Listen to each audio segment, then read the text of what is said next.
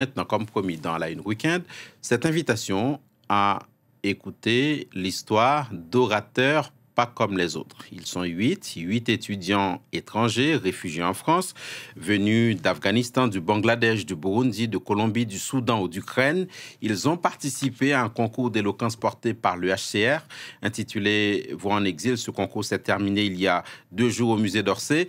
Nous allons en parler avec Élodie Journeau, membre de ce jury. Vous êtes avocate en droit des étrangers et en droit d'asile, membre du barreau de Paris. Mais avant cela, si vous le voulez bien, maître Journeau, je vous propose peut-être qu'on écoute ces petits extraits de quelques participants à ce concours. آزاد شو آزاد شو آزاد شو از بند خویش زنجیر را باور نکن اکنون زمان زندگی است تغییر را باور نکن. Je suis née à Kaboul, une terre où pour une femme rêver était déjà un acte de résistance. Très tôt, j'ai compris que sourire librement, lire un livre, espérer un avenir, c'était risqué. Pas un geste grandiose, pas un cri, juste 2 êtres côte à côte. Ce n'est pas les prières qu'on voit, c'est le lien. Le besoin de ne pas être seul face à l'adversité. Mais aujourd'hui, ce geste a disparu dans bien des endroits du monde. Maître Élodie Journeau, on vient d'écouter l'oratrice afghane et l'orateur soudanais, si je ne me trompe pas. D'où est venue cette idée d'organiser Voix en exil? Excusez-moi, je n'ai pas entendu la fin de votre question. D'où est venue cette idée d'organiser ce concours? Alors pour ça, il faudrait poser la question au HCR et au musée d'Orsay. Mais de ce qui m'a été dit, c'était justement l'occasion de mettre des visages, de mettre des histoires sur tous ces drames dont on entend parler au quotidien, de permettre à des étudiants également, donc des jeunes migrants, des jeunes réfugiés qui ont pu rejoindre le territoire français, de s'exprimer sur ce qu'eux ont traversé et d'en faire quelque chose d'autre, en fait, d'en faire quelque chose qu'ils vont pouvoir, non pas embellir parce que ce serait utiliser un terme bien trop galvaudé, mais en faire une marche pour continuer à construire et reconstruire leur vie. De ce qui vous a été dit aussi peut-être, pourquoi des étudiants et pas d'autres profils de personnes réfugiées en France?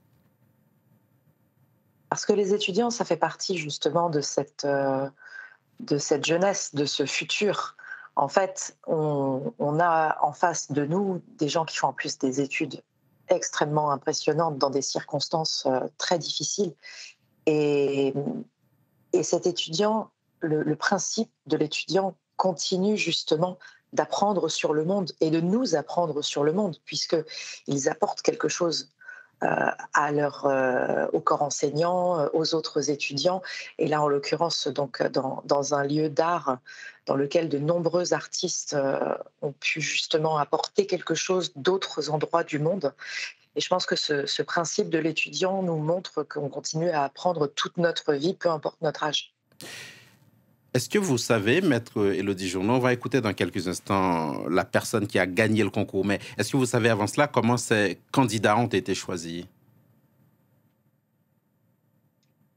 Alors, les candidats sont choisis sur la base d'un certain nombre de critères.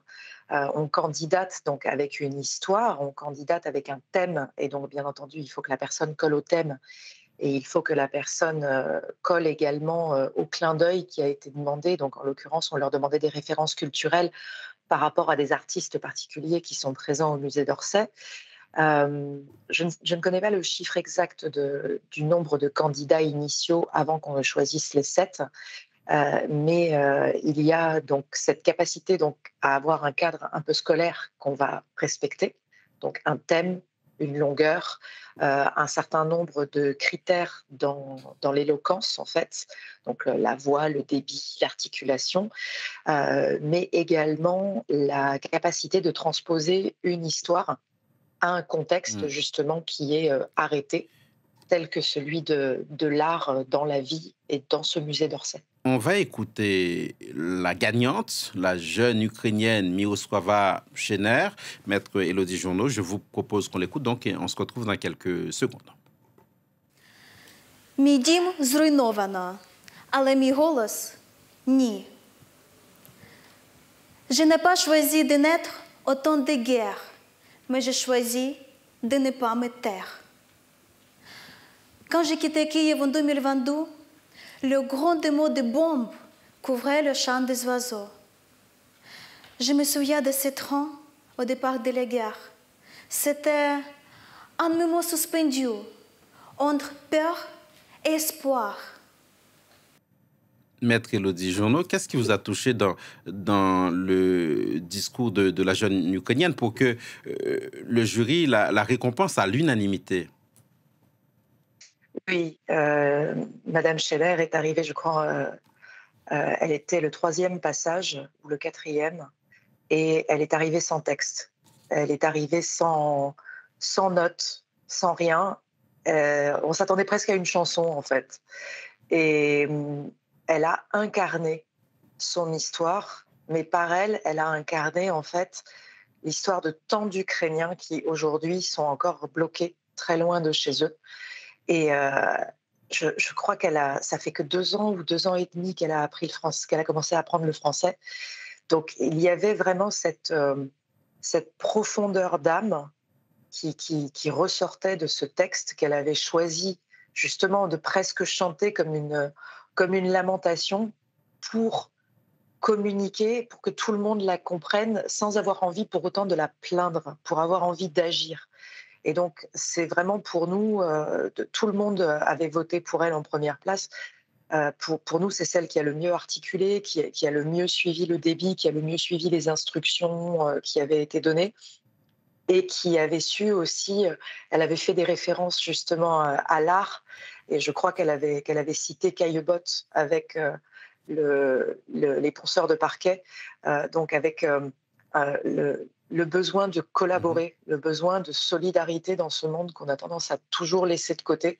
Et on avait tous envie, en fait, d'aller collaborer avec elle et de faire de grandes choses. Et justement, sur le choix du jury, sans vous demander de révéler quelques secrets quelconques, mais on a affaire à des profils venus de pays divers et qui ont vécu des histoires diverses, extrêmement difficiles.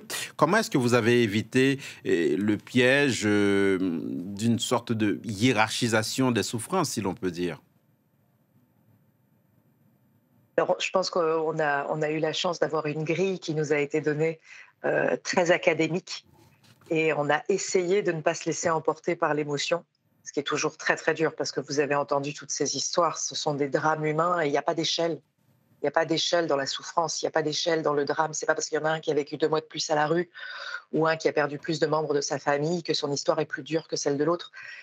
Donc on a essayé de s'attacher à ces critères, mais c'est aussi la limite de l'être humain, et c'est pour ça qu'on a eu une mention particulière pour l'étudiante soudanaise qui est passée en dernier, parce que justement son émotion l'a emportée, et en fait elle nous a emportés avec elle.